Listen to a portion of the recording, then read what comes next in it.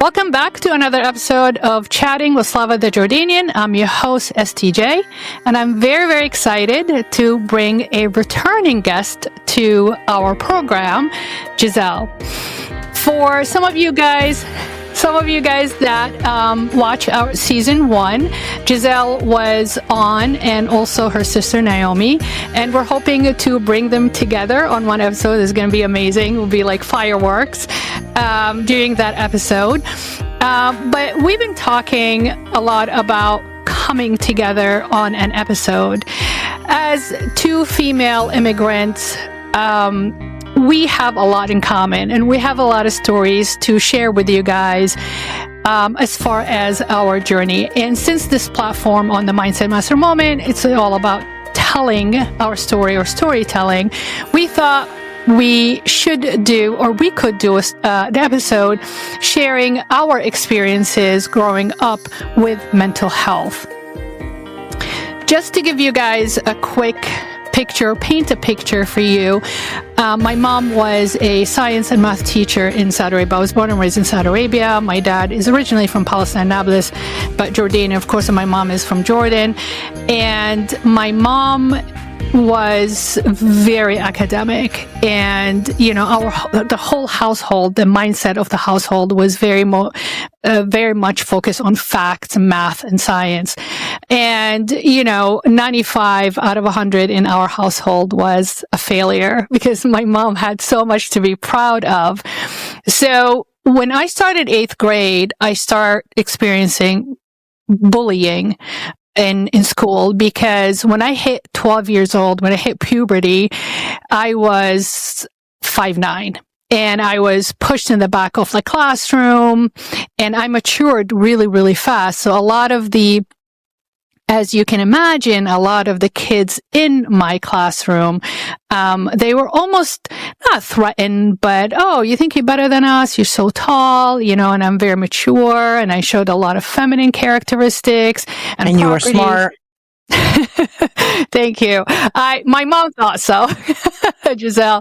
And I was an A student, so I got bullied verbally, not physically bullied. One of my brothers got physically bullied. He was like 6'4", and he had a lot of challenges with his way through school, but that's another story. And verbally, I was bullied, and to the point that I felt guilty about being who I am.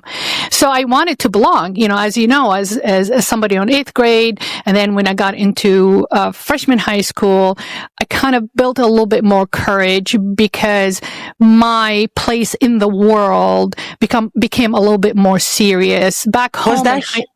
Go ahead. Was that here? I'm sorry, Dr. Slava. No. That was in Saudi Arabia. That was in Saudi Arabia. So I went to a private school in Saudi, and very, very affluent family. A lot of the members of the royal family kids went to school with me in that school. So a lot of them had titles. Some of them came in school with security. They could leave school whenever they want if they have like some kind of an event, or they think. I find it weird that was like happening in a school like that. Oh, yeah. Just because of like. I mean, well, they felt like they're even more entitled. So they knew that I was not a Saudi. I also, being a Palestinian in Saudi Arabia too, it was like a second class kind of status. So I started to stutter, Gisselle. So I developed an actually stutter. And for me, being so vocal and outspoken and an A student, we used to have like oral examination. So we were taught like poise and how do you carry yourself, and to public speaking. Actually, we were trained to do public speaking. That really shattered my confidence to speak in public. And the fact that they put me in the back of the class, I'm like, what's wrong with me? I mean, it's not my fault. I'm very tall. The pictures on the back of the class, graduation from 8th grade into high school, I'm back of the class. So to me, I couldn't understand why. And I translated that or processed that into a punishment. And I wished not to be tall all my life. You can ask my mom. It's like, I hate being tall. I hate being tall. I refused to buy clothes. I just wanted to be like in jeans and t-shirt. My mom's like, wear a dress, wear a skirt. It's like, no, it's going to make me even taller. you know, being like a long dress and long skirt. My long legs and stuff I know, like that. exactly. And my mom's like, no, you should really embrace it. You got long arms. You got wider shoulder. This is what fashion likes. And I'm like, no. Exactly. And of course, I did not want even more bullying because like, ooh, look at you. You like have model measurement, which I don't. But to them, you know, kids is like, oh, you can wear things that I can't wear, especially with shorter girls in school. So I developed the stutter and I went to my mom and it was, you know, tagged with it a little bit of anxiety. So my mom was like, what's wrong with your grade? I'm like, I don't know. I don't want to talk about it. And she goes, no, you need to tell me exactly what's going on in school. So I did not want to tell her because to me, it felt like it was a weakness that I could not figure out that stuttering part. And I could not understand what was going on with it. It's like, why the hell I'm stuttering? Do I have like a neurological issue? Am I mental? Like, why was it like a stutter and not something else, right? Is that what you were like kind of like trying to figure out? Yeah. So having the stutter, like standing in class to the point that when my teacher used to call on me, I used to stutter and she's like, oh, and the kids will start laughing and she goes, okay, sit down. I'm like, oh my God, I didn't even get the chance to, I knew this stuff. Like I knew my material, but I couldn't get the chance to answer the question because the teacher didn't even have the patience for me to figure out the stutter instead of saying, you know, to the class, okay, quiet down, give her a chance. Let her finish. And she knows me, you know what I'm saying? Like she knows that I know my stuff, but they, you know, that was the mindset back then. They just didn't care. They didn't have time for us. And adults, you know, supersedes the kids. Adults back then, adults are not there to accommodate kids. Kids are accommodating adults. So when my mom found out and she goes, what do you mean you stutter? I'm like, Mom, that's why my grades are suffering because this, you know, I explained to her exactly what happened in class and that's the whole process. And she goes, why are you stuttering? Like, what's wrong with this? Like, well, I get bullied because I'm making fun of my height and stuff. And she goes, who cares? I'm like, I care. You're not there. Because you're the one that's dealing with it in school. Every single day. Yeah. But she expected an 8th grader, a girl, to be mature enough emotionally, mentally to say, oh, that's not going to bother me. Just ignore it. Well, I couldn't ignore it, you know, not because I knew those kids were right, just because I did not understand why was it affecting me in a way that I couldn't even process that knowledge and I couldn't perform. Do you know what I'm saying? You couldn't understand your mental health in that sense. Yeah, there was no such thing, to be honest. She was just like, get over it. Exactly. My mom's like, go pray for 5 minutes, which is like meditation. Go take a nap. Go play outside with your brothers. Do you want a snack? Won't you watch like Snow White or Cinderella? You'll feel bad about yourself. You'll get over it. That's her, you know. And again, I don't blame my mom for it because she dealt with it the best way she knew how to deal with it. Because going back to the title or the topic of this episode is mental health. Mental health for me growing up did not exist because our parents worked so hard being outsiders from Jordan and Palestine into Saudi Arabia. They had more important things to worry about. They worried about putting food on the table. They worried about, raising us in a way academically, socially, even, you know, emotionally for our family to be proud of them as, proud of them as their own product. It's like we are their product. So, but it's fascinating. Of course, you create that belief system that, okay, you know, mental health doesn't exist. I just gonna plow through things. Just go, keep going. And then at the end, you move to a Western society, you know, and you get older, and then the dust settles. And then you tell yourself, what the hell is going on?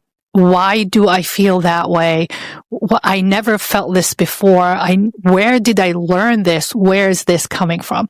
So I know it's not, I'm trying not to like dump all that on this episode, but that's basically the topic and the reason why I wanted Gisselle to come on. And thank you so much for coming on, because when I shared that, of course, when I shared that with you, you forget how many people or how many immigrants, especially female immigrants, go through that. So let's start talking about, where does mental health, whether it did or did not, and if mental health actually played a role in your upbringing? Well, I don't know if you remember, Dr. Slava. I was born here. So my mom was not. So my sister and I were born in New York. She kind of implemented, what she got as far as like mental health from her mom, because I don't know if you remember the story, but my mom was given away as a child. So with that, just knowing that in itself, I feel like she suffered a lot of mental health as far as like not knowing how to show love, not knowing how to be empathetic. Like there were certain things that I did not get from my mother, as far as that, and that can cause a little mental health issues here and there for me as an adult now. But I try to, now that I have a kid, I try to not put that same, I guess, upbringing towards him. If I had a bad day at school, my mom, she was not always mentally there. She was an alcoholic as I was growing up. So emotionally, she wasn't always there. So if I had a bad day at school, it's not like I could be able to come home and tell my mom, I had a bad day at school. Like people were just talking about me, because meaning we came from New York to Massachusetts. It was like a culture shock, kind of, because up here it's like mostly, at that time when we came up here, was mostly white people, and it was just hard for me to fit in. So that was an issue for me, and I would try to speak to my mom about it, but she didn't understand. She was just like, it's okay, who cares, they're talking about you, just ignore it. It wasn't more of like, and how does that make you feel, Gisselle? Like trying to get through my mental health, So it was very difficult because she didn't get it. So I couldn't expect more from her than what I really got, to be honest. No, I get it, because that's exactly, I felt my mom was, and I'm not sure that's the case with you, I just felt like my mom was embarrassed for me to say something's wrong with me. And because they're so proud. What do you mean something wrong? I made you. There's nothing wrong with you. Oh. So, exactly. My mom said, get over it. And my mom was like, I can't get over it. And that's when, we just had our quarterly meeting with the whole brand. And one of the things that I addressed or mentioned, my mom always used to tell me, don't ever compare yourself to anybody else, and don't ever compete with anybody else but yourself. Right. But it's really hard not to do that. And I used to tell her that. It's like, Mom, you're not with me for 8 hours in school. You're at home. So all you see is the final product of the time I spend in school.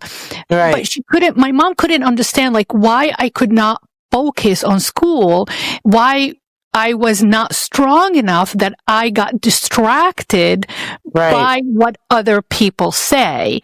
And I used to get angry and say, they don't have the right to mess with me just because they are entitled, they are privileged, they are affluent, because if I get in any of these girls' face, I would get in trouble, because they have connection. They are very, very, very well connected. And a lot of their families are the one that actually donating to our school to keep those private schools, girls' private schools going, getting higher education or high quality education than public high school for girls. So there was a lot of part of it. It was a lot of politics that played into it that made me bite my tongue.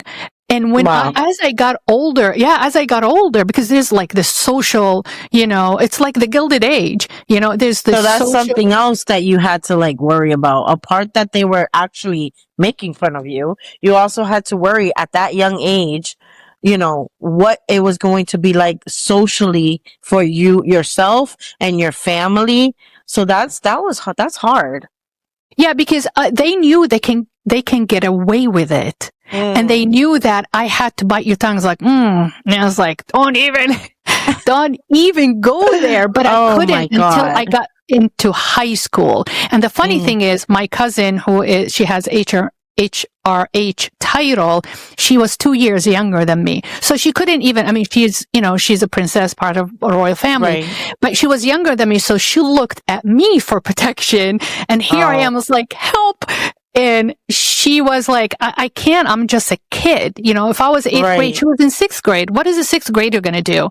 Not Right. until I got into high school, she's starting a little bit when she's in a good mood. And if she was happy with me, she will kind of, use her dad and her royal status as a leverage, and if she was in a good mood. And when she was in a good mood, she's like, you're on your own. She hung me, basically. She threw me to the wolves. But My yeah, goodness. it's that put even more pressure, because if I would have said something, it will get back to my family, and then it will hurt my Yeah. family status. The status is Yeah. already vulnerable and sensitive. So, but in your case, it's fascinating to me, though, how especially moms transfer that power to us. I did not get a break. You're not going to get a break. And because Right. I did not get a break for a reason that I understood, or reasons that I was taught, then that's the only tool that I have. It's not because they did not want to help us. That's all they knew. Now, Right. as an adult, now you're a parent, I have a little bit more sympathy and forgiveness towards my mom, because now, knowing what I know going through life, is like, well, what else she could have done? She could have not Yeah. done anything. She was so focused at like finish school and get the hell out of here, just make your own kind of life. Do you feel that way? Do you feel that, hey, it is what it is. She did the best she can. Stay with us. We'll be right back. Ever wonder what top-tier financial strategists leveraging the power of AI are actually thinking? Welcome to What's Kenna French Thinking, a deep dive into the mind of a #1 Amazon best-selling author, co-hosted by Kenna French and Elaine Mingus. We're bringing you industry titans such as Sharon Lechter of Rich Dad, Poor Dad fame, Laurel Langmeyer from The Secret, and real estate mogul Ron LeGrand. We view the world through the lens of AI, advanced tax strategy, and high-level business with a ton of fun to boot. Search What's Kenna French Thinking on Spotify, Apple, Buzzsprout. Start thinking bigger. Find out what Kenna French is thinking today. Now that I'm an adult and I have a kid, like before I had my child, no, I blamed her for a lot of the things that happened in my life. But now that I think back, I'm just like, she did what she actually could, like what she knew as far as like mental health. Cause I know for a fact in DR, they do not believe about, maybe now because it's more modern and stuff, but before, they did not believe in like mental health. It's like, what's wrong with you? Go take a shower. Like you said, go take a shower, go take a nap, like go for a walk. Like there's no mental health thing here. If you had mental health, you were considered crazy and you had to go to a crazy institute because, what you're feeling is not normal. But now it's like I speak to Rudel and I sit him down. I ask him every day, how was school, because I want to know how his day went. I want to know if there was something that bothered him and how we could talk about it and how we could get through with it. Maybe he needs to see his counselor in school. Like, I'm okay with him being not okay, and how we could deal with it. I don't know if my mom would have gone to those extent. Like, I don't know if she would go and speak to somebody in school for me if I was having an issue. Like, cause there was a language barrier. So, maybe she didn't want to put herself in that position where she wasn't going to be able to like understand the person that is telling her what happened in school. Like that was another issue too. Like she knew English, but not enough. And I wasn't that fluent back then to like try to translate to her what they're saying, you know? So that was an issue, but So part of it is the social stigma, right? right. I think because, oh, my daughter's going to see a therapist. Like, no, society can't handle that. Let's let's just plug that member out of society and hide them because, we are too proud to admit that our society has, mental challenges. That's number one. Number two, that must have been really hard on your mom. I mean, despite the alcoholism, trying to probably numb even her demons or shut down her own demons, the language barrier, like, a lot of that generation, they were so proud that they didn't want to make mistakes or they don't want to even admit, I can't do this. I don't understand it. I can't help you. They think by, suppressing one aspect of that challenge or that problem or that condition, they're going to look really good or they're going to feel really good about themselves. Otherwise, they're going to feel like we are failing with our child. If I can't help my child, then why am I here? Do you know what I'm saying? Yeah. Do you agree with that? I do agree with that. Maybe that was a thing for her. Maybe she felt like she wasn't able to actually respond as she should as a mother.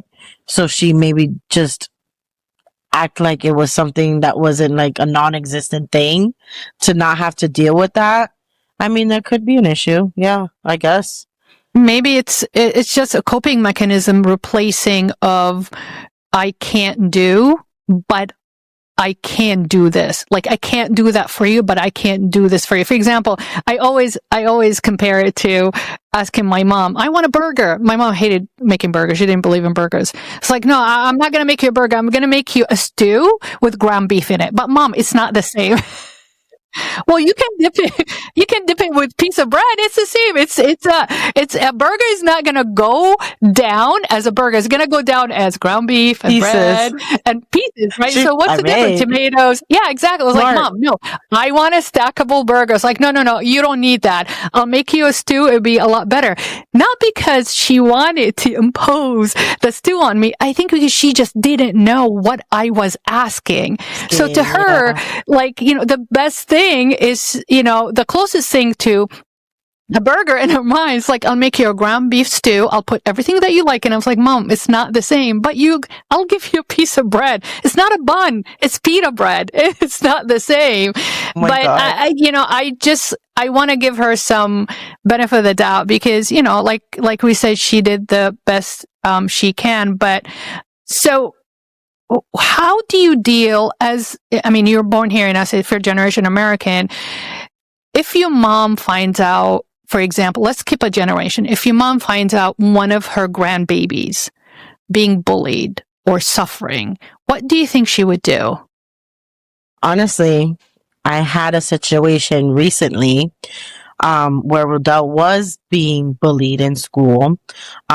He actually got pantsed. Like, I couldn't even believe that I got called about that day, that a child actually pantsed him. Yeah, his underwears didn't go down, so he wasn't fully, exposed, but it was just like an invasion of his, like, privacy, of his just being, right? And I told my mom this, and she's like, what? We have to call the cops.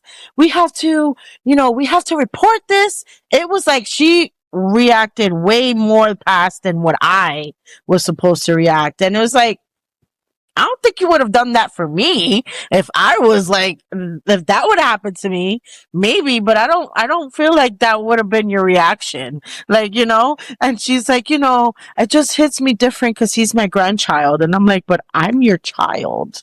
So like, what? So it was like, it threw me off a little bit to her reaction to when I told her that. And I was like, I didn't want to go to an extent to like involve the police because, like he wasn't fully exposed and, I just didn't want to get to that extent. And she's like, no, you should have definitely called the cops and you should definitely report. I'm like, okay, like, so her seeing that reaction from her was like a little different for me. Cause I don't know, I guess she says it straight up to me. Like, I love my grandson like pretty much more than me. And I'm like, okay, I guess that's fine. I don't. Honestly, Gisselle, has nothing to do with you. No. All grandparents say that. My mom, I don't have kids, but my mom's like, okay, mom, I used to play games with her. It's like, mom, my nephew or me? And she goes, oh, my grandson, of course. I'm like, mom, what the hell? Like, I've been living with you most of your life. Like, he's just a kid. I'm like, no, you are an adult. You can take care of yourself, but I got to protect my grandchild. But all grandparents are the same. Yeah. So I was like, it filled my heart to know like that she still like understands, like, obviously that's not okay. It's bullying, right? Because that's like another form of bullying, So that was her grandbaby got violated. That's what she felt. Now, is she worried about his mental health? Did she suggest or did she bring forth like, okay, this is what we need to do. I don't want him to go through that experience again. I need to catch those kids. Yeah, like all she said was you need to make sure that it's reported or you need to involve the police. She didn't say anything about, make sure he speaks to somebody about that. I went out of my way to contact the assistant principal and speak to her about the situation and tell her that he wanted to speak to somebody about the situation because I asked him how he was feeling after that. And he said he was angry, that he wanted to hit the kid, but he didn't because he knew that it would affect me. So he thought about me when that happened. And I'm like, I wanted to cry because that's like such a selfless act for him to do that, to think about how I am going to feel if he would have hit him. That. Oh my God, Gisselle, I'm holding my tears back and I am covered in goosebumps. My sweet boy, oh my God, he was so brave and selfless. That's amazing. But that's a credit to you that you taught him something. Right. Oh, I'm so sorry. I didn't mean to get you all emotional, but I need to keep it together because if both of us are emotional, we won't finish this episode. And we need to finish this episode. Right. But I'm so proud of him. That is, it's a brave act. And the fact that he has the mentality to realize this is what I needed to do at that moment. First of all, how did that even kid got to do that? Like where do they learn this? He said, like the principal said that they were getting ready to go home. So I would be very excited to go home. Like I wouldn't pants somebody, but sometimes you do things out of like emotion, of like excitement, and you don't realize what you're doing until it's already done. So like maybe that was a way of him like joking with Rudell. And, now he's like, Mommy, I'm friends with him now. It's okay. I said, so, I told him it's fine. Like he said he was sorry and now we're friends. I'm like, okay. Yeah. Kids are so resilient. They really are. And I hope that act of kindness and for your son to consider that friendship. I would have not done it. First of all, I would have punched him at the face. First of all, push him in the face. I would pounded him so much, and I would have never ever talked to him again. Seriously. Told him, maybe that was me doing too. I told him, I'm like, you can't be disrespectful to him. You can't be mean to him. You don't show that to him. Show him kindness. Show him that you're forgiving, because at the end of the day, it was an accident, and maybe he didn't really mean to do that, and it just happened. And that's where I think that's where he forgave him. Maybe him speaking to the counselor as well, she gave him like some type of like reassurance of, how to handle things.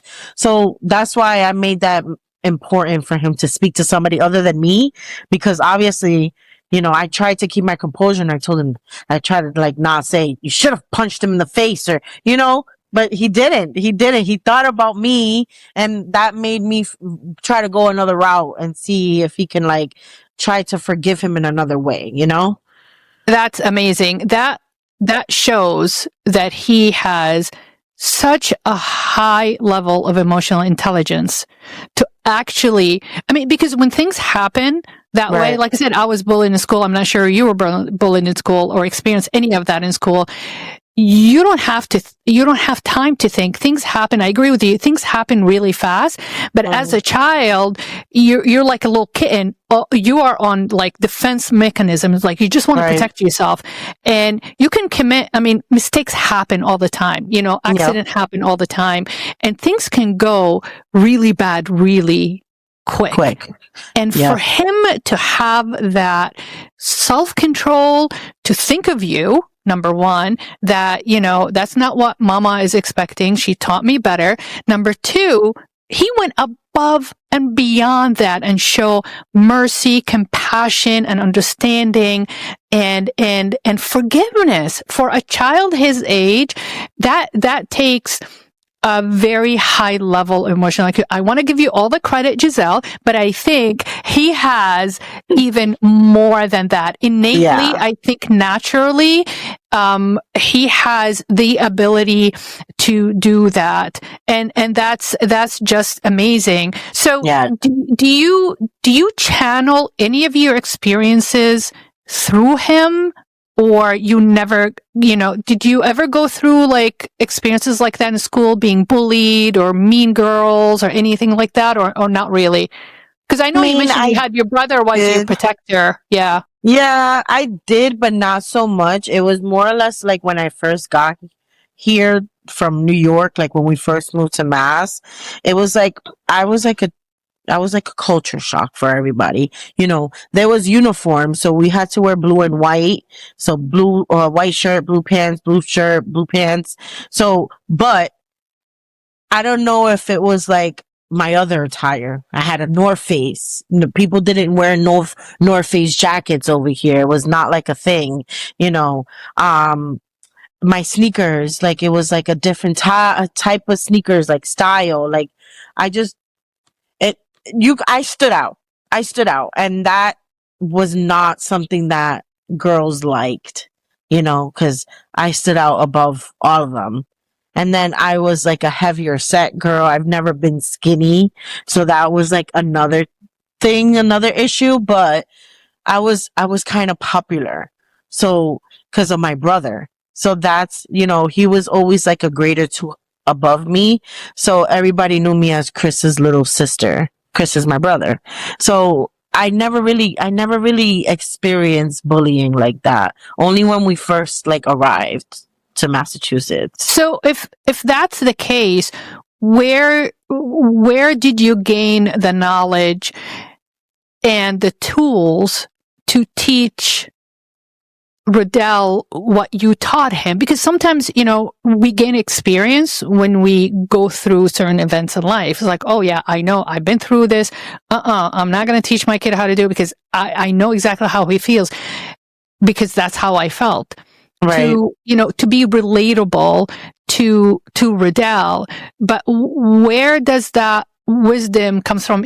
Could be just you educating yourself with that, or is it just talking maybe to Nayo, your sister, and it's like, okay, hey, this is exactly how we gonna, approach this challenge or this crisis with my son. Where do you draw? Yeah, it's mostly just like educating myself with things.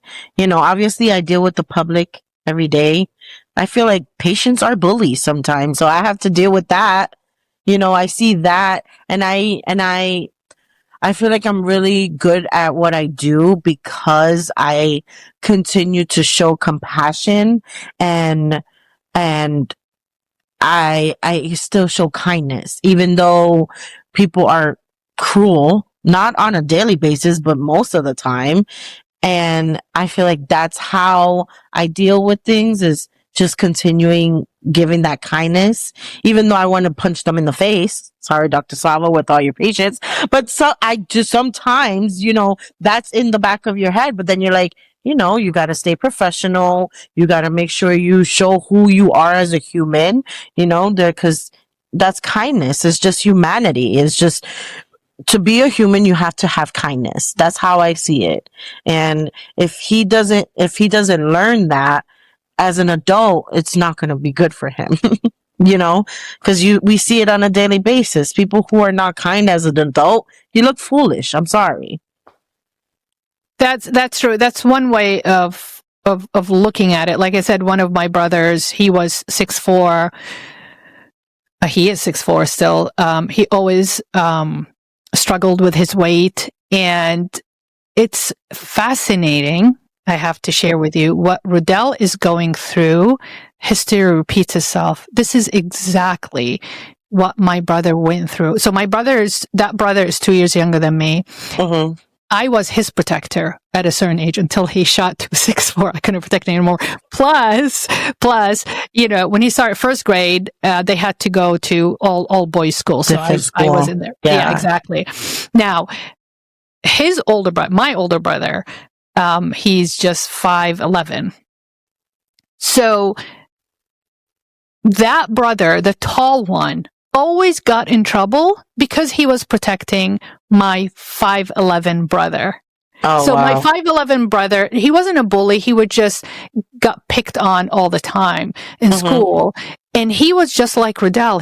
He's the one that, get in trouble because he's trying to protect his other brother. So that's something that my parents never taught him. He just picked that up because he got bullied in kindergarten and preschool and a little bit elementary school until he shot up to 6'4". When he shot up to 6'4", it's like, nobody can mess with him because I'm bigger, I'm stronger, right? And he took that upon himself, but not in a way that he will, start the fight. He will actually end up in the fight because he's protecting somebody else other than himself. He didn't care. So he'll come home with scratch on his eye, black and blue eye, scratch on his face, or he's like, my mom will say, go take a shower, whatever. He'll be like, why do I need a shower? My mom's like, you're filthy. What did you just roll in the mud? And then she'll find out like he was in a fight. He was in a fight. Yeah, or she'll like grab him from his arm. It's like, oh, my shoulder hurts. And she'll like check him. He has a bruise on his shoulder. It's like somebody punched him in the shoulder. And then they start the fight. Yeah, poor guy. I mean, he is the most tender little lamb. He has the biggest heart. He will go above and beyond to help a stranger. He's the one who always like bring us all together. Like if there's friction or there's like misunderstanding between us siblings, he's a peacemaker, Yeah. So, and my mom's like, what are you doing? Why are you always at the right place and the wrong place at the wrong time? Wrong time. And he used to tell us like, Mom, I cannot just watch somebody, creating trouble and I can't do anything, because he knew he had the strength and the height to do something about it. And he said, Mom, I can't just walk away from it, watch it and not do anything about it. So it was, but nobody taught him that. He just had this innate capability or understanding or compassion that this is right and this is wrong. This is right. This is wrong. And yes, my mom always taught us that always do the right thing because it is the right thing to do. Right. And he took it at heart. And plus he had, like I said, the physical and the strength capability to protect other people. And he kept doing it. And finally, unfortunately, it got too old. And he's just like, you do your thing. I'm not going to get involved unless I want to get involved. Sometimes I'll call him, it's like, hey, and I was like, do I really need to get involved?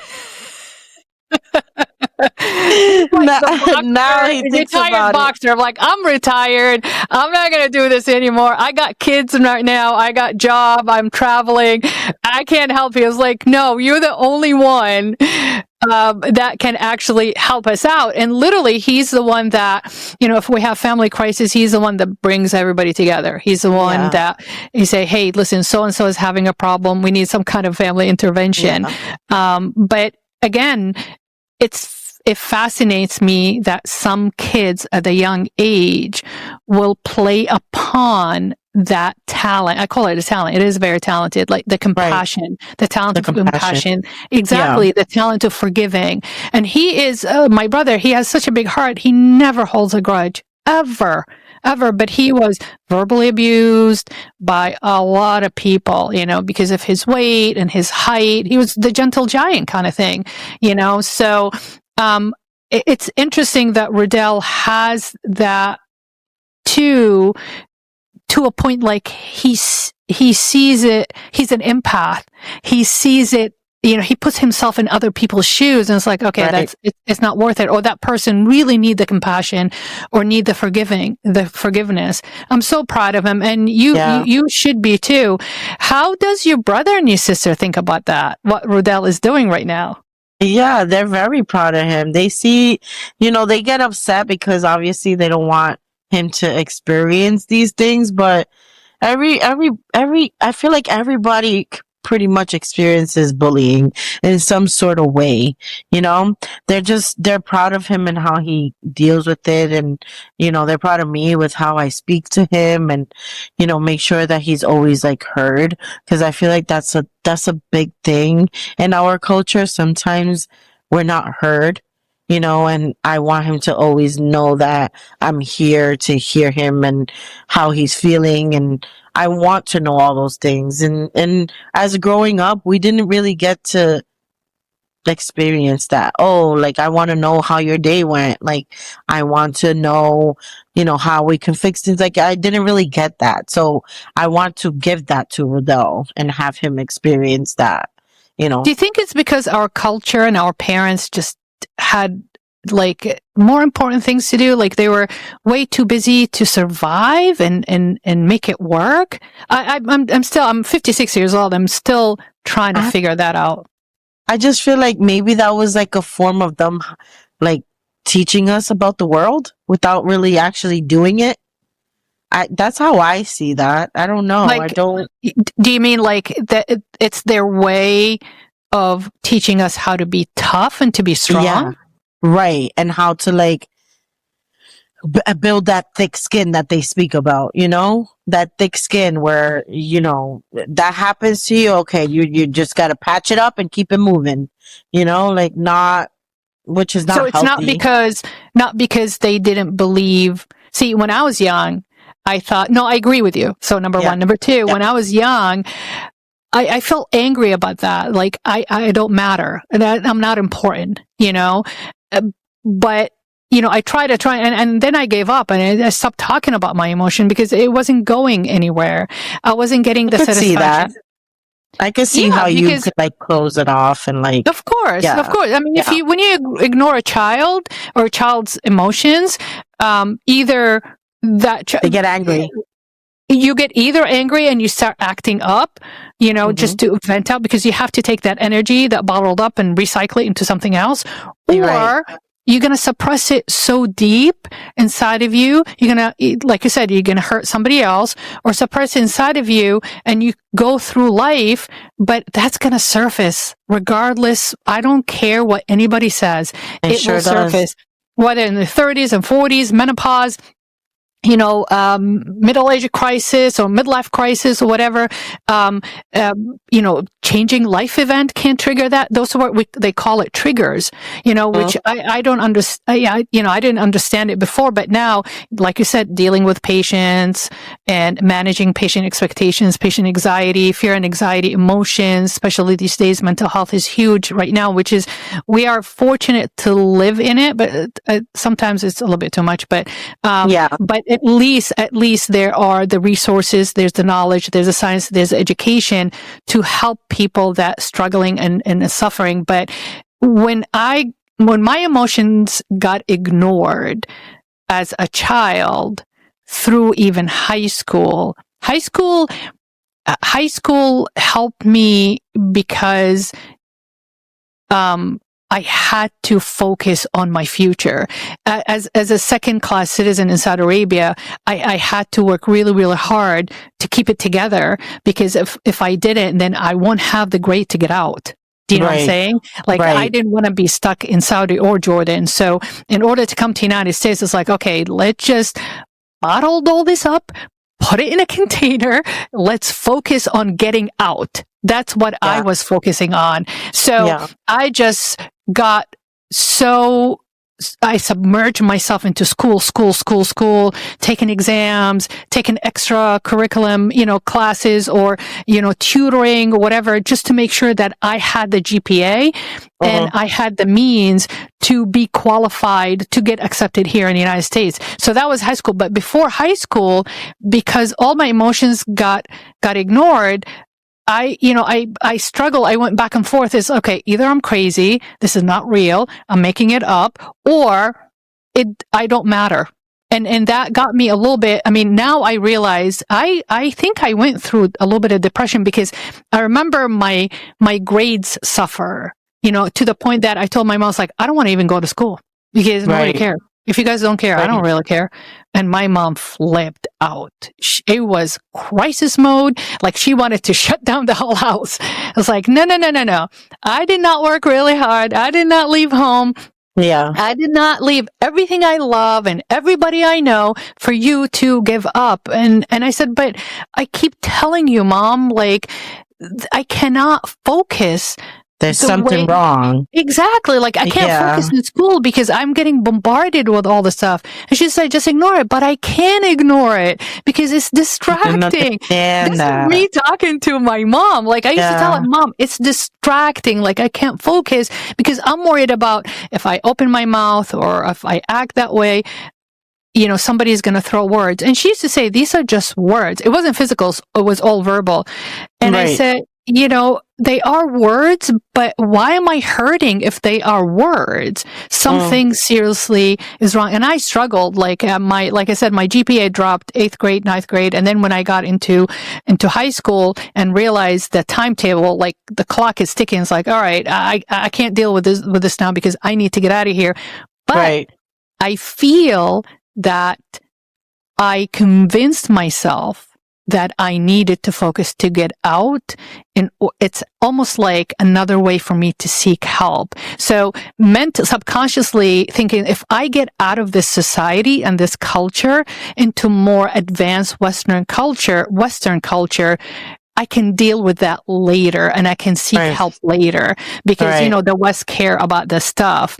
And just like having like a second generation American, Riddell is, and you first generation American, things are better and more available for him than for you guys. So your sister and your brother, they never experienced any of that, right, in school? I'm not sure about my sister, and I know for sure my brother didn't. It was just like, he just kind of like fit in. It was just, at times I'm just like, wow, how do you do this, bro? But it was just like, he was just, I don't know, he was the cool guy. Like, everybody just liked him. And I don't think he experienced it, but I'm not sure, So because he never really spoke about anything like that. Yeah. I hope so. I hope that he didn't feel like, I'm not comfortable talking about that and nothing happened. But how is the relationship between Riddell and his uncle? Oh my God, he loves him. I wish he would like be around him more because he's an electrician, so he works like long hours. But when like we recently just went to Six Flags and they were getting on all the rides together, like he loves his uncle. Yeah. When he goes over, he makes him do yard work, so they do yard work together. He That's loves cool. it. Maybe Yeah. that's where he got. I mean, I'm not trying to, you know, belittle your efforts. I mean, Yeah. you're an amazing, an impact, because I see you at work all the time, the Yeah. way that you manage people expectation and your influence on people. Just your energy is amazing. But having that a family member from the mom's side as a male figure, I'm sure they talk about things. I'm sure. Yeah. Oh Yeah, yeah, I'm for not sure. diminishing Rodell's ability. I think Oh that yeah. kid has the natural ability to have such a high level, emotional IQ. But I bet you anything there is some kind of, influence on him. Yeah. Yeah, he does get, and he's everything to his dad. So his dad is very much in his life, and his uncles from his dad's side too. His dad has two brothers, so he's very much he has a lot of support from men, right? You want to say other Yes. than just me, Yeah. but yeah, I mean, I know these days it doesn't really matter, but a boy his age, that's a very sensitive age right now. So, I mean, and our culture, we believe on, sisters support each other and the boys have to right, support each other. But right. that's really important. So if let's move forward. Let's say Riddell now is in college, high school, and then college. Oh my God, I don't want to think about that Don't yet. cry, don't cry. I don't want you to think about that. Just for like a little second. Okay. What do you think Riddell is going to end up doing? Honestly, Dr. Sava, I really feel like this kid is gonna be like something big, like engineer. Like he's gonna own like his own company and like something software. He loves computers. He loves like figuring things out. He likes to like literally, I don't know how else to say that, but he likes to like figure things out. You think If he'll be there's like an app developer and make it something, big one day? I feel like he likes to like, oh, this and this connects, so I'm gonna connect it. Like that's the type of person he is. Oh yeah, it works when you connect it. Like he likes to break things down and build them back up type thing. And who does he remind you of? I don't know. Nobody. Nobody. I'm not like that. Typical mom was like, nobody. My baby is special. There's nobody like him. He is a very special boy. I love him. He's so sweet, and he gives loves the you. best hugs. He does. loves you. He really does. Thank you. And I have his picture on my desk. I love that class picture. It's amazing. He's very serious with his classes. And very serious. Yeah, he's so adorable. So we are actually, I can't believe we're almost already coming to the end of our hour. I know, and I keep could talking. we can definitely keep talking. I think we're going to keep talking after we shut this off.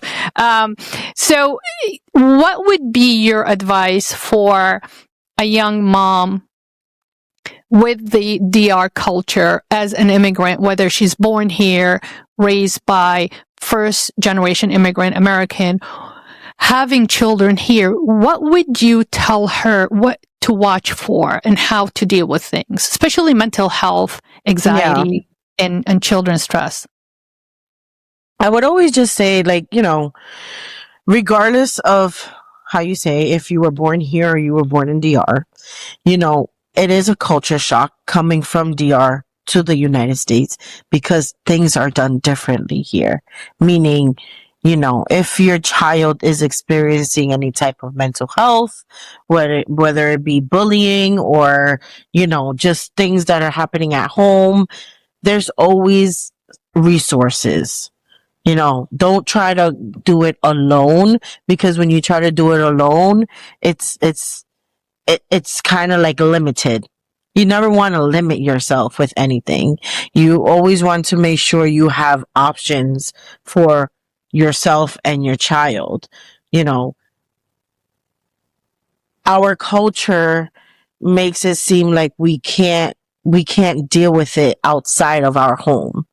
It's always like you got to deal with it in your home and nothing comes out of that home, because if it does, then other people get involved. And it's okay. That's okay for other people to get involved, because they give you an outside look of how to deal with it in different manners. That's not just your inside home, because that's not always the best.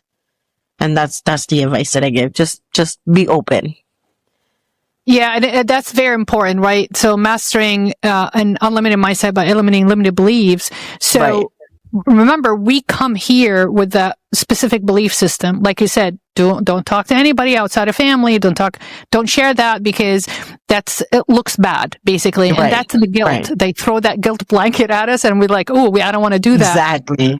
Right? So make sure that you reassess that belief system so you don't limit yourself. That's number one. I agree with you. Number two, I feel, but Gisselle, sometimes the language barrier doesn't help some of the young immigrants or the young immigrant parents really understand that the option that they have and Right. what kind of rights they have. Do I have the right to go to the principal, like you went to the principal or the council and said, hey, this is wrong.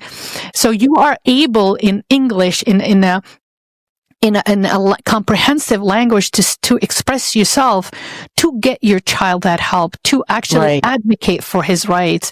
So I feel also the language, they need to learn the language to understand their options. I would agree. And they understand the resources, because somebody said, oh, don't worry about it.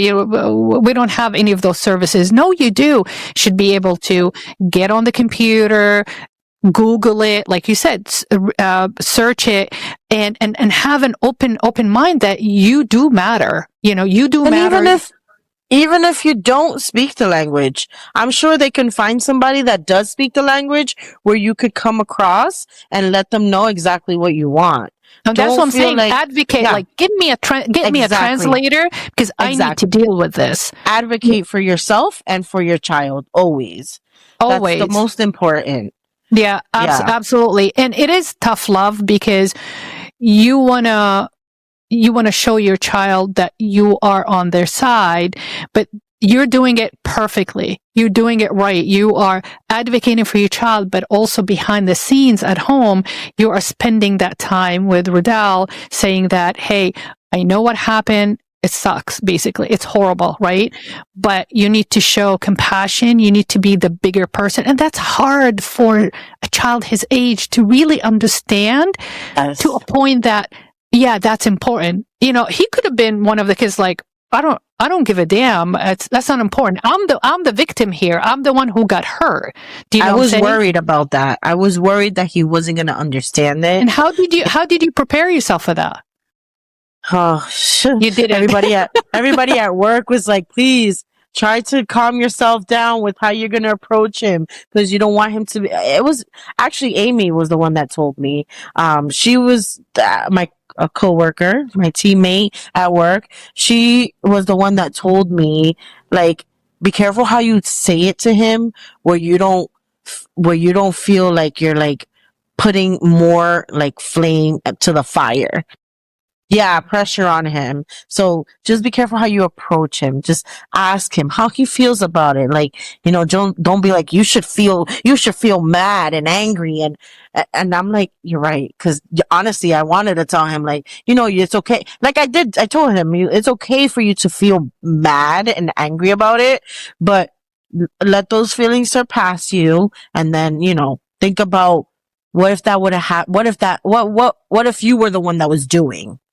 Pretty much. Don't act upon your feelings. Exactly. And ask, don't tell, right? That we teach that in you work, teach right? that, Dr. Slava. Right. Ask, don't tell. Exactly. And answer the question with another question so you can get to the bottom of it.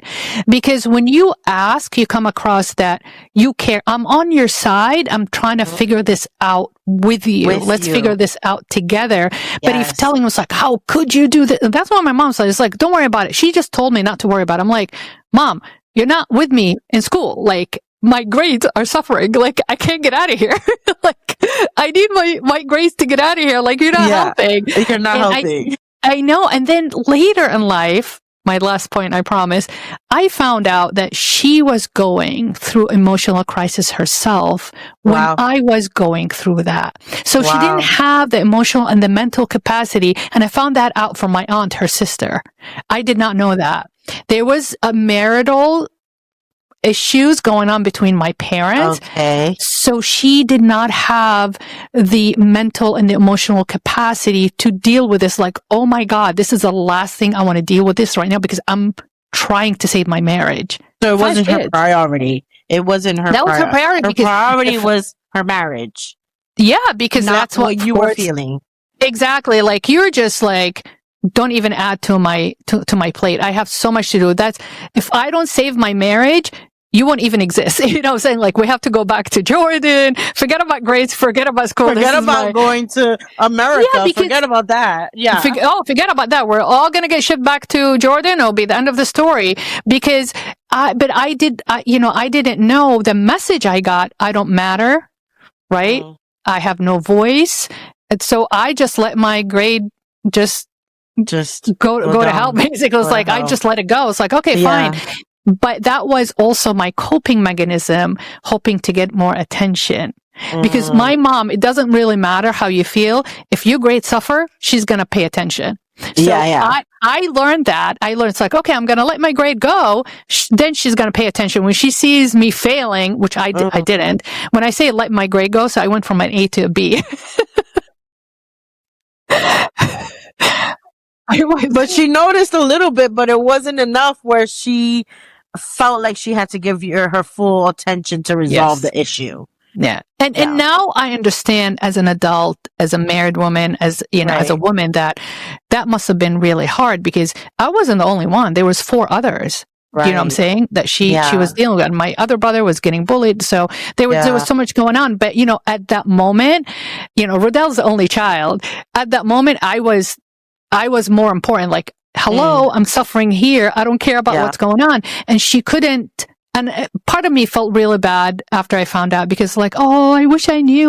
But it is what it is. It taught me a lot. And that's why we're talking about it right now and offering advice and lessons to the listeners and the viewers too.